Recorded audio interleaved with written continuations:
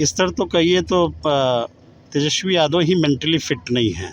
लालू जी तो अमर्यादित भाषा जानने के लिए पूरे बिहार नहीं देश में जाने जाते हैं। और लालू जी ने अपने 15 साल के शासन में बिहार में क्या क्या है, देखिए वो अपने 15 साल के माता पिता के शासन को भूल गए। अपराध अपराधियों का राज था, जहां डॉक्टरों का अपहरण होता था। नोरमा ग्रुप, जो सोचता है वो करता है, आपके अपने सपनों का आशियाना।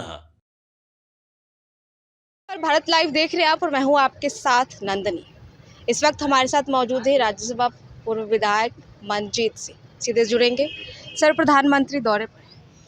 प्रधानमंत्री जी के प्रति आभार, धन्यवाद कि प्रधानमंत्री जी लगातार बिहार का दौरा कर रहे हैं, लाखों करोड़ योजना की सौगात दे रहे हैं।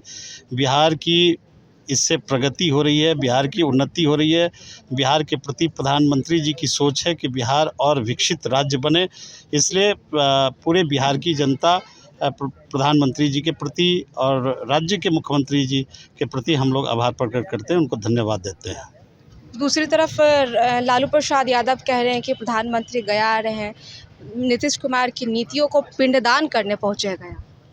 देखिए, लालू जी तो अमर्यादित भाषा जानने के लिए पूरे बिहार नहीं देश में जाने जाते हैं। और लालू जी ने अपने 15 साल के शासन में बिहार में क्या क्या है, उनके पास कुछ बताने के लिए नहीं है।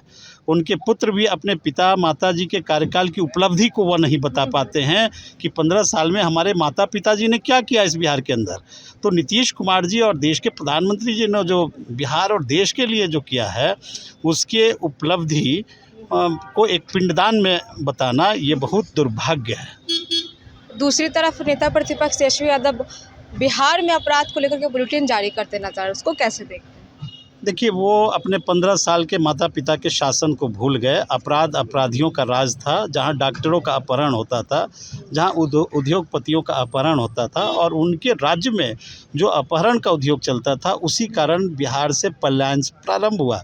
और पलायन केवल मजदूरों का प्रारंभ नहीं हुआ, बल्कि डॉक्टर इंजीनियर तक इस बिहार से पलायन होते चले गए। और उसी बिहार में नीतीश कुमार ने जब सुशासन स्थापित किया है, तो बिहार एक मॉडल के रूप में जाना जाता है। और बिहार विकास के क्षेत्र में अग्रणी राज्य के रूप में कुछ दिन में जाना जाएगा। कल भी नेता प्रतिपक्ष तेजस्वी यादव अपने प्लेटफॉर्म पे बोले हैं कि मुख्यमंत्री अचेत अवस्था में, सीएम कौन होगा, बिहार विधानसभा चुनाव वो कैसे लड़ेंगे, फिट नहीं है वो। देखिए, इस तरह तो कहिए तो तेजस्वी यादव ही मेंटली फिट नहीं है। जो मुख्यमंत्री बिहार के प्रगति यात्रा में लगातार पूरे राज्य में घूम कर बिहार की प्रगति की समीक्षा जिन्होंने की, गांव तक गए, विकास की योजनाओं को देखा, फिर 5-5 घंटा तक कलेक्ट्रेट में बैठकर विभिन्न योजनाओं की समीक्षा की, जनप्रतिनिधियों से बात की, गांव के लोगों का विकास देखा, उस व्यक्ति को इस तरह से अपमानित करना निश्चित रूप से 2025 में तेजस्वी यादव को फिर से जनता माकूल जवाब देगी।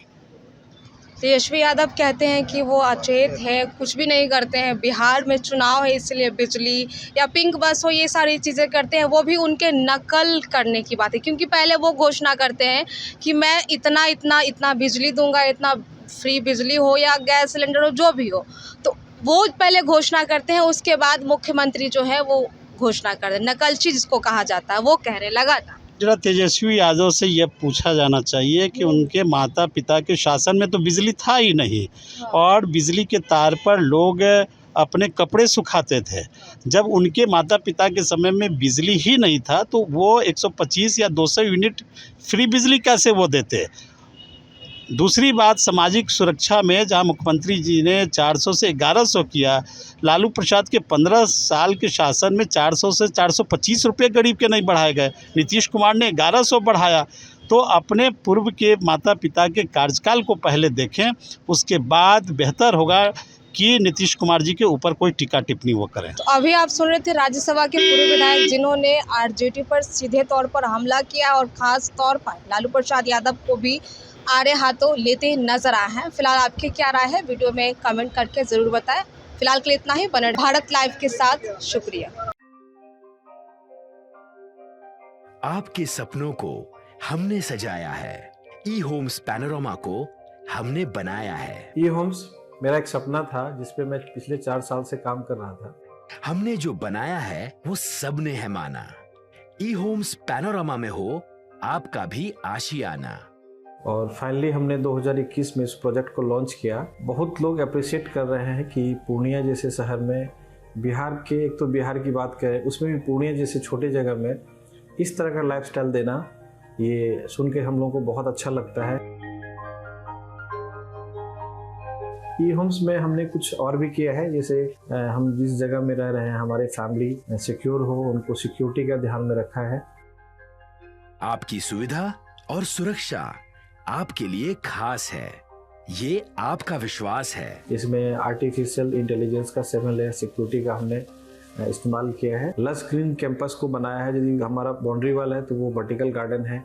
ये जितनी भी फैसिलिटी होता है एक इंटरनेशनल टाउनशिप में ई होम्स है, ये हम लोग विश्वास नहीं कर पा रहे हैं। जो भी हमारे मित्र दोस्त या जो भी हमारे बाहर के बाहर आते हैं तो हम लोगों को बहुत अच्छा सुनने को मिलता है और बहुत अच्छा क्रेडिट मिल रहा है। वो सारा हमने सिर्फ एक बिल्डिंग नहीं बनाया, हमें एक बहुत अच्छा लाइफस्टाइल दिया ई होम्स में, और मेरा एक सपना था जिसको मैं आज फुलफिल होते हुए देख रहा हूँ। ये आपका आवास है। ई होम्स पैनोरामा में अब आपका निवास है। E Homes Panorama, luxurious lifestyle redefined. Panorama group, जो सोचता है वो करता है। अगर ये वीडियो पसंद आई और वह बिहार के राजनीति और बिहारियत से सरोकार रखेनी तो सब्सक्राइब बटन दबा के चैनल के सब्सक्राइब कर ली। ओजे एगो घंटी बा, ओकरा बटन दबा देला से कुल सटीक और मारक खबर रुआ मुफ्त में मिल जाई। अगर रुआ पत्रकारिता के हमनी के नया प्रयोग में सहयोग कर चाहतानी तो ज्वाइन बटन दबा दी। पेटीएम नंबर नोट कर ली 9386816700।